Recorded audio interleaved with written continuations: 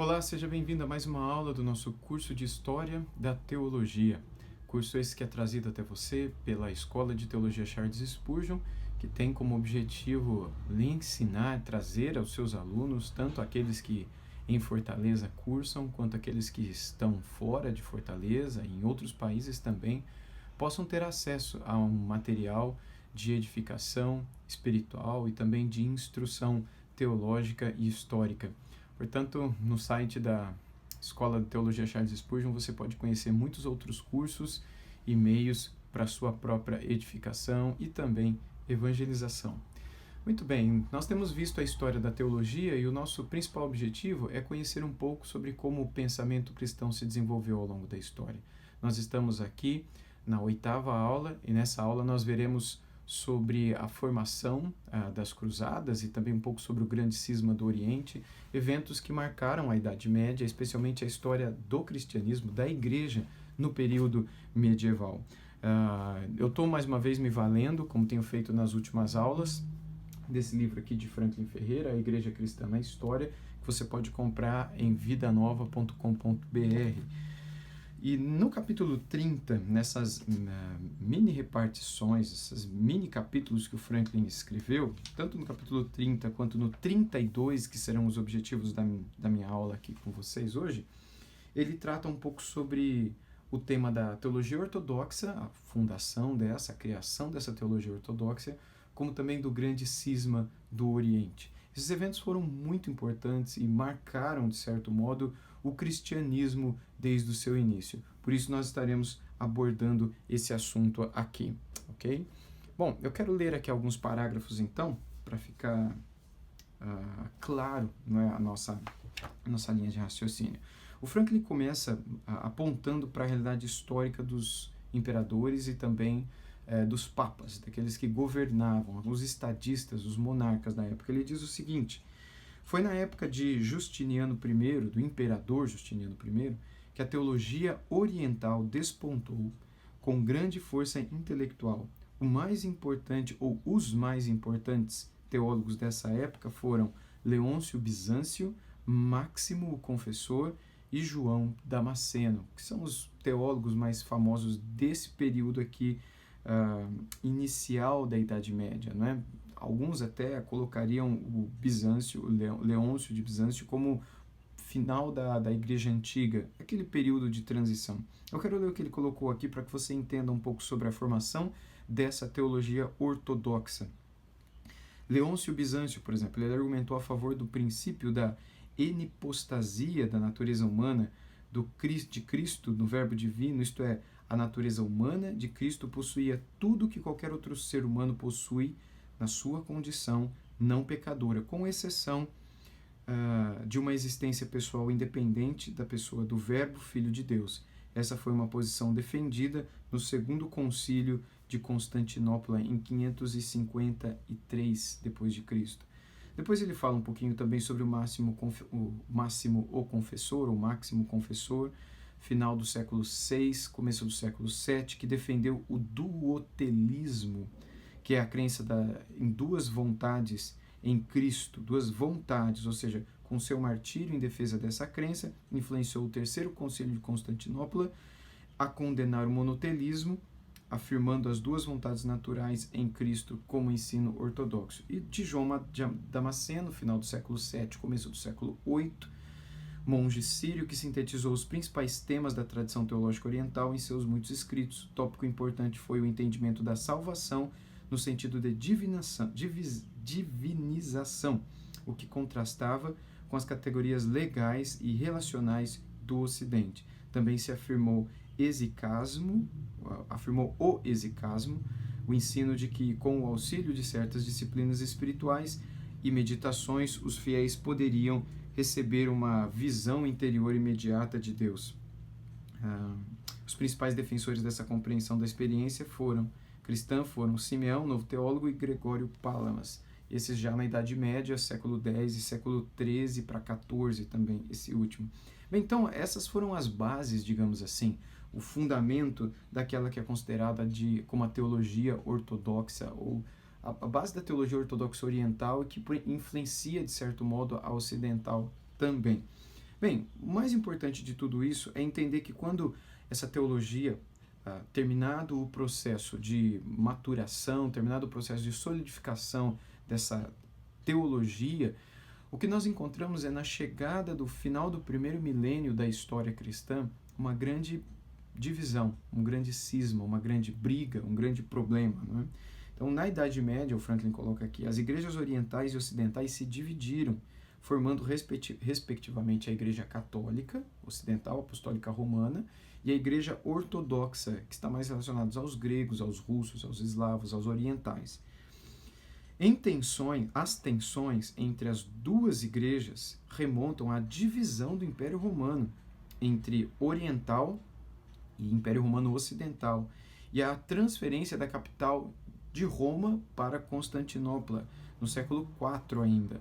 Contudo, uma série de razões aprofundou esse cisma. E é importante que a gente entenda, para que a gente compreenda por que existe esse catolicismo ortodoxo, por que existe a Igreja Ortodoxa Russa ou a Igreja Ortodoxa Grega, essas igrejas antigas que possuem toda uma tradição, toda uma liturgia, toda uma história história de teologia também, teólogos famosos, mini processos de reforma, santos que são venerados somente dentro daquela ortodoxia oriental, digamos assim. Ou seja, assim como há uma igreja católica apostólica romana gigantesca no Ocidente, no Oriente também há um patriarca, uma espécie de papa dentro da igreja ortodoxa, e há toda uma estrutura e história que, segundo eles, é mais antiga do que a própria igreja católica apostólica romana.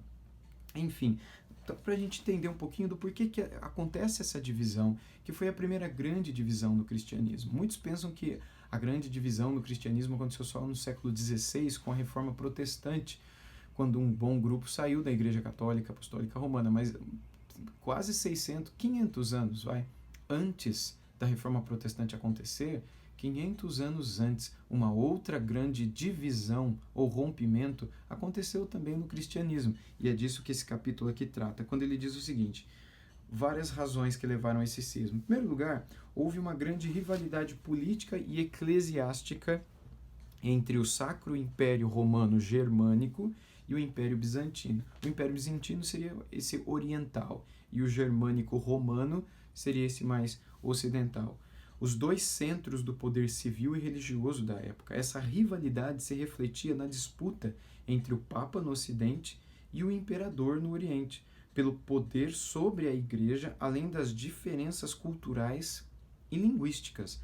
Eles no Oriente ainda hábeis com o grego e outras línguas tribais locais, já no Ocidente o latim muito forte, além de outras línguas também que começavam a crescer e se desenvolver entre os locais, entre essas tribos locais, esses pequenos reinos locais.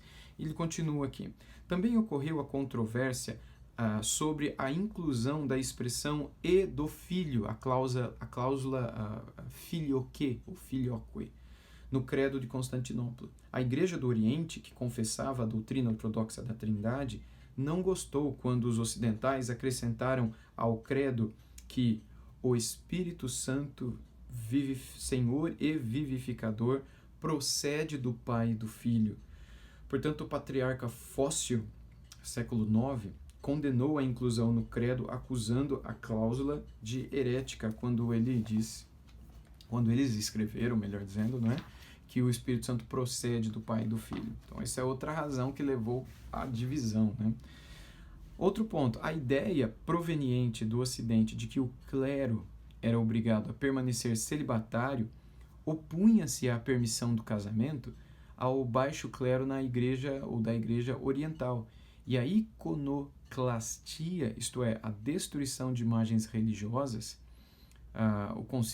segundo o Concílio de Nicéia, condenou os iconoclastas e restaurou o uso das imagens nas igrejas, dizendo que elas são dignas de dulia, veneração, mas não de latria, ou seja, adoração.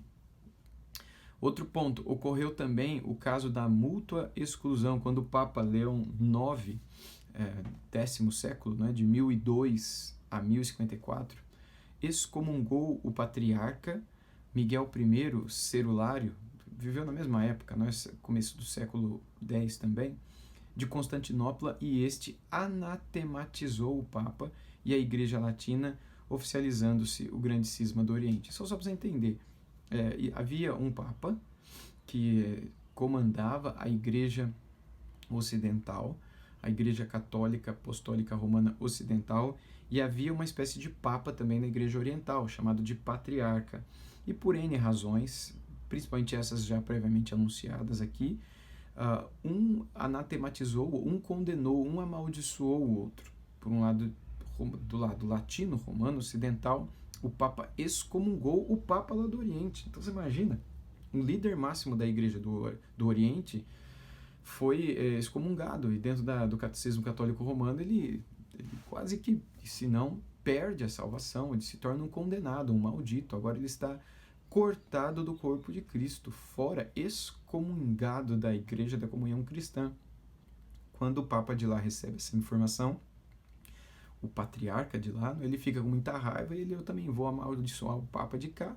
E aí ele anatematiza, ou seja, ele lança uma maldição, ele considera como maldito, como cortado para sempre da graça e da presença de Deus, o Papa Romano.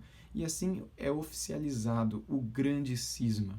A Igreja em Constantinopla se torna independente, com todas as suas paróquias, todas as suas dioceses, arquidioceses, etc., cidades que estão debaixo da sua direção, e as igrejas ocidentais, a mesma coisa, debaixo da direção, debaixo do controle, debaixo do governo do bispo de Roma, da cidade de Roma, ok?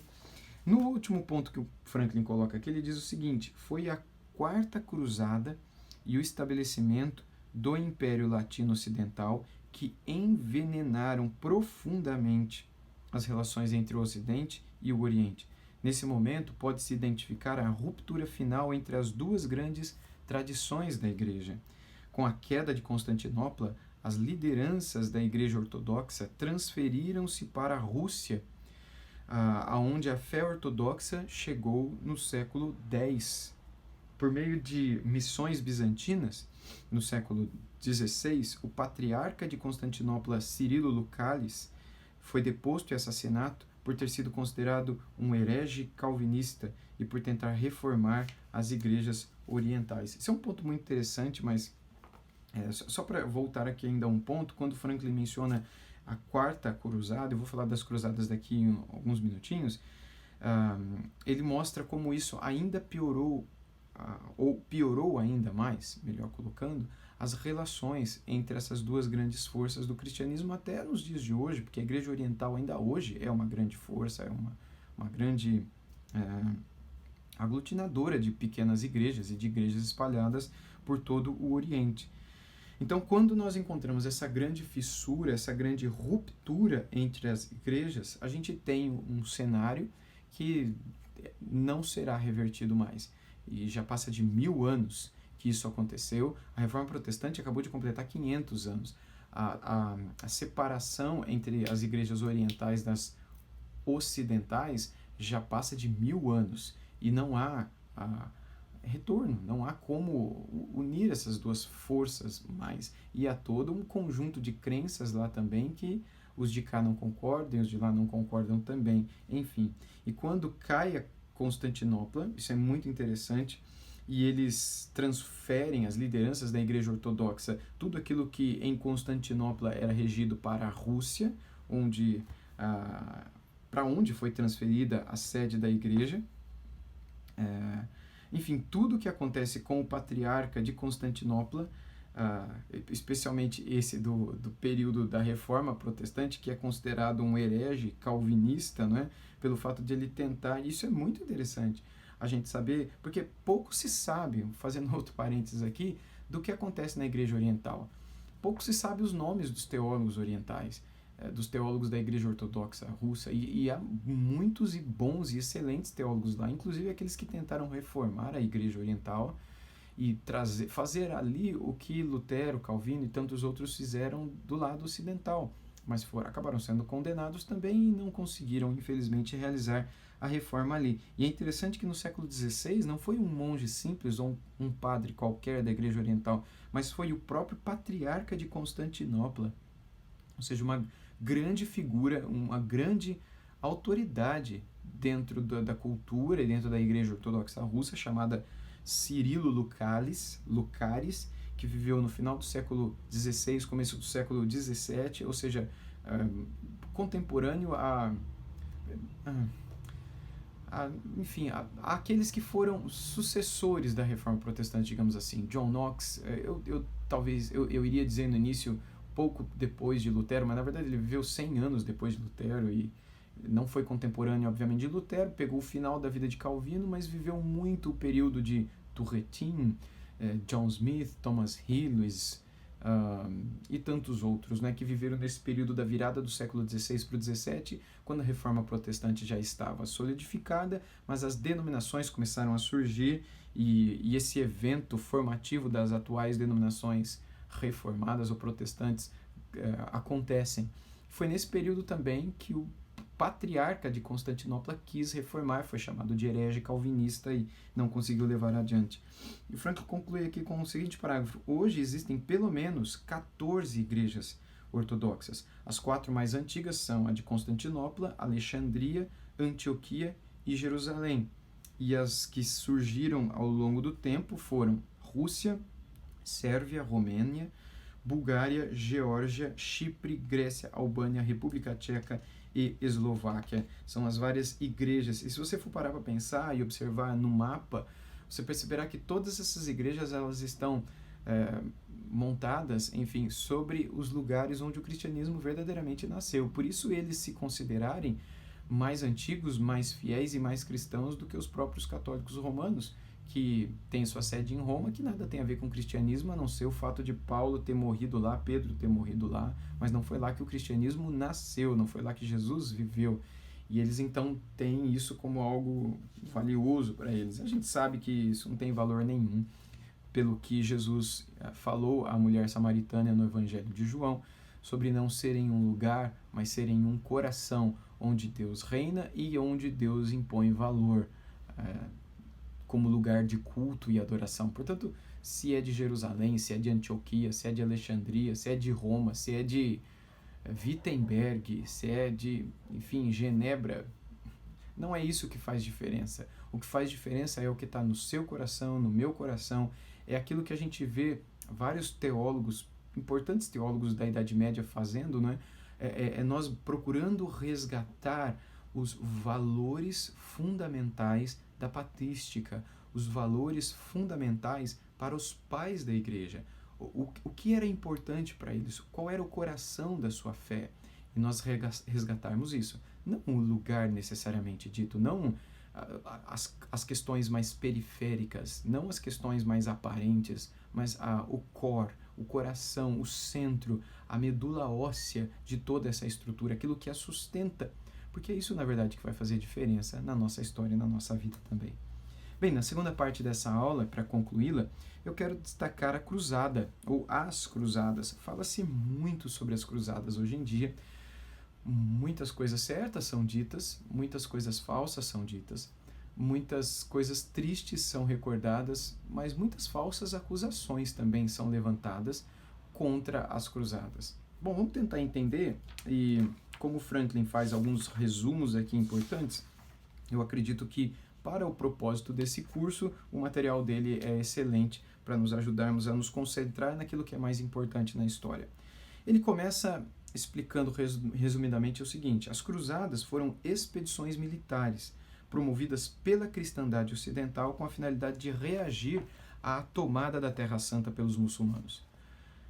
Presta atenção nisso, eu vou ler isso de novo porque isso é importante, você não pode perder isso. As cruzadas foram expedições militares, acima de tudo, promovidas pela cristandade ocidental com a finalidade de reagir à tomada da Terra Santa pelos muçulmanos. Você se lembra de que, acho que há 2 ou 3 aulas atrás, eu comentei sobre o surgimento do islamismo e como eles tomaram todo o norte africano, o sul europeu, a região oriental também, todas aquelas regiões que durante os primeiros 5 séculos do cristianismo foram vastamente populadas, habitadas pelos cristãos e que deram os principais teólogos cristãos da patrística para nós, os seus escritos e tudo mais.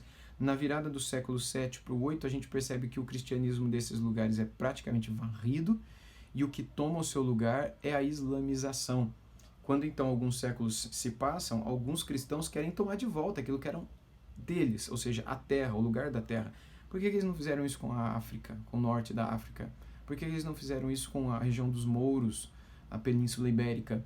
Mas eles quiseram fazer isso com a Terra Santa. Alguns vão dizer que há sinceras intenções de tirar desses lugares que são centrais para a história cristã e para a história judaico-cristã também, não é? A gente poderia dizer. E colocar ali de volta a fé que um dia ali nasceu e que talvez no norte africano e também na Península Ibérica, onde os muçulmanos também foram, para onde eles também foram, talvez não fosse tão importante assim, e nem mesmo na Turquia, antiga Ásia Menor, região onde Paulo nasceu e onde as primeiras igrejas fundadas por Paulo e por João surgiram, talvez também não seria tão importante assim, mas a Terra Santa seria importante, então eles militarmente empreenderam campanhas para poder resgatar de volta esses lugares, reagindo àquilo que eles chamaram de invasão islâmica desses lugares. Bem, continuando. A primeira cruzada foi convocada em 1095 pelo Papa Urbano II no Sínodo de Clermont, na França, em resposta a um pedido de ajuda do imperador bizantino Aleixo I Comneno, né, do final do século X, começo do século, aliás, final do século XI, começo do século XII, sendo que no final do XI, em 1071, as forças bizantinas lideradas por um dos seus antecessores, o imperador romano IV, né, Diógenes, que viveu no século XI também, haviam sido derrotados pelos turcos seljúcidas na batalha de Manzikert. Então, diante desse pedido, primeiro, depois a porteira abriu, aí passou a boiada toda e eles fizeram até mais do que deveriam ter feito. E agiram de um modo absolutamente inadequado, né? Diferente do propósito inicial, começado séculos antes, né? Então, como primeiro momento, as cruzadas, ou a primeira cruzada, foi nada mais do que uma resposta de pedido de ajuda de um imperador que era simpático à fé cristã e que se via em perigo, diversos tipos de perigo, e ele pede esse socorro, pede essa ajuda do imperador romano IV Diógenes, que o ajuda e derrota esses seljúcidas e dá a eles aquilo que eles tanto queriam. Então, vamos tentar entender aqui um pouquinho mais. As principais razões desse movimento foram reclamar as terras cristãs capturadas pelos exércitos turcos seljúcidas, islâmicos, né? E proteger da perseguição os peregrinos europeus que volta e meia iam para lá para peregrinação, para a região da terra, chamada Terra Santa, né? Proteger o Império Bizantino também, que corria risco de ser invadido por esses turcos seljúcidas, aumentar o comércio com o Oriente Próximo, o que era de grande interesse dos comerciantes de Veneza na Itália. Oriente Próximo, você entenda toda a região ali da faixa de Gaza, toda a região que hoje é o Israel. Imagina o mapa de Israel hoje. E imagina toda aquela região bem colada no mar Mediterrâneo. Isso seria o Oriente Próximo. Ou seja, um lugar estratégico para a rota comercial, para todo mundo que queria ir para a Índia, ou para o Oriente Médio, ou para o Oriente mais distante. Passar pelo Oriente Próximo, passar por esse lugar que dá acesso ao mar, é fundamental numa época em que as navegações eram importantíssimas para o comércio. Então, essa região também possuía um apelo político comercial fantástico. E eles se aproveitaram disso também para realizar, a gente não pode negar isso, né?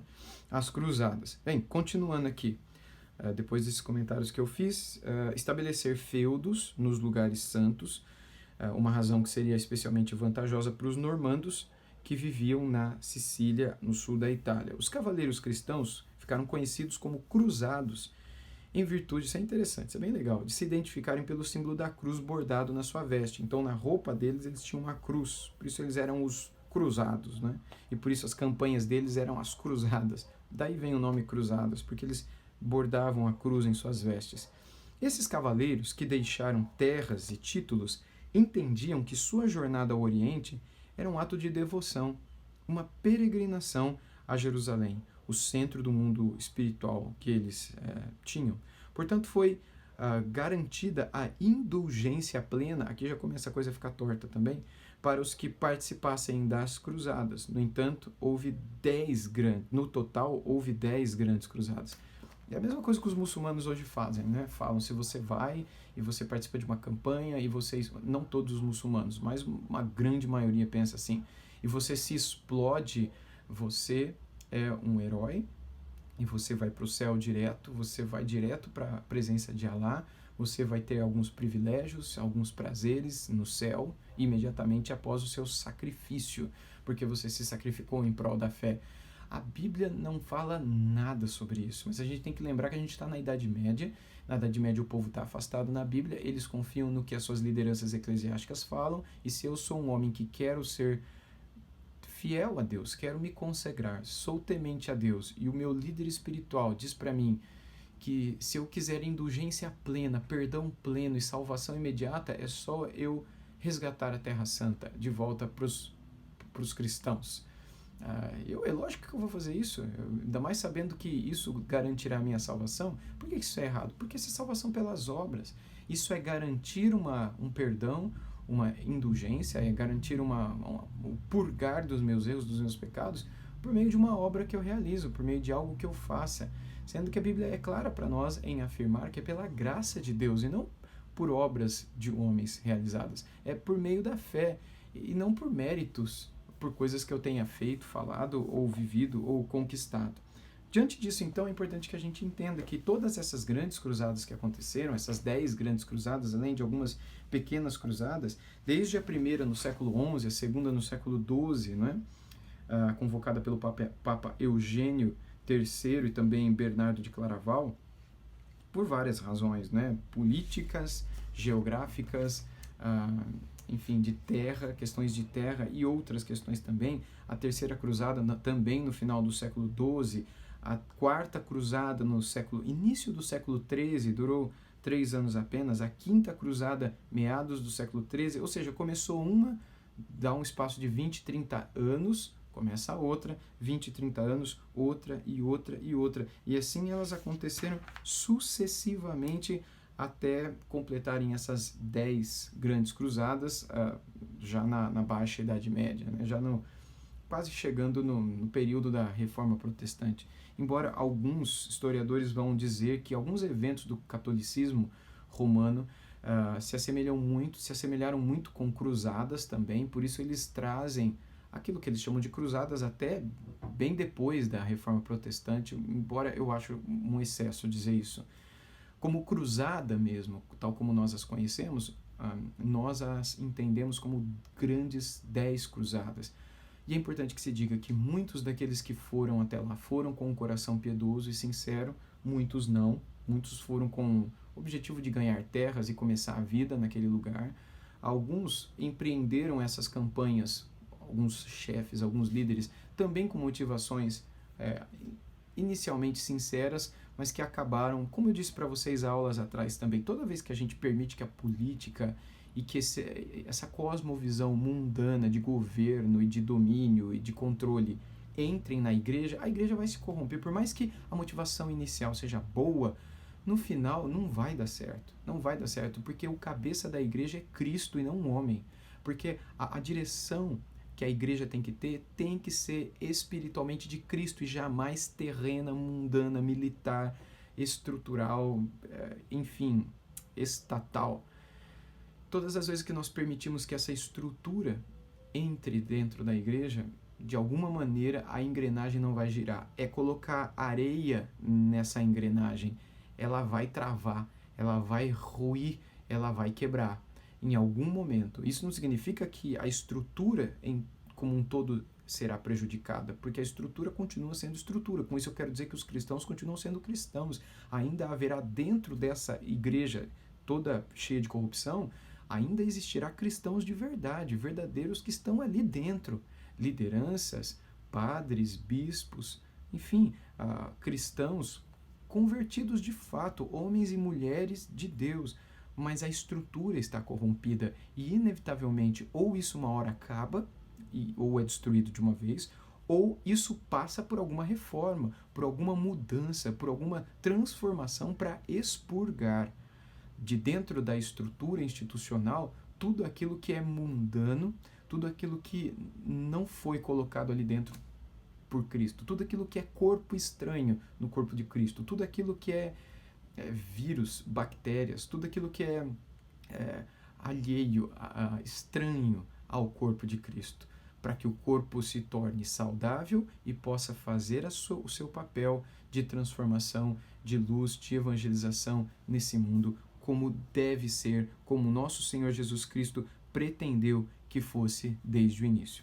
Portanto, de um modo panorâmico e introdutório, essas foram as cruzadas. Essas foram as motivações das cruzadas. Esse foi o tempo das cruzadas e essa é a razão pela qual elas foram chamadas de cruzadas.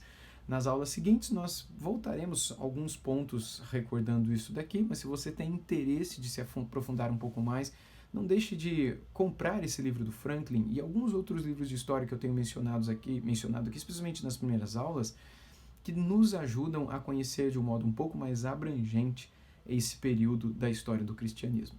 Que Deus abençoe e até a nossa próxima aula.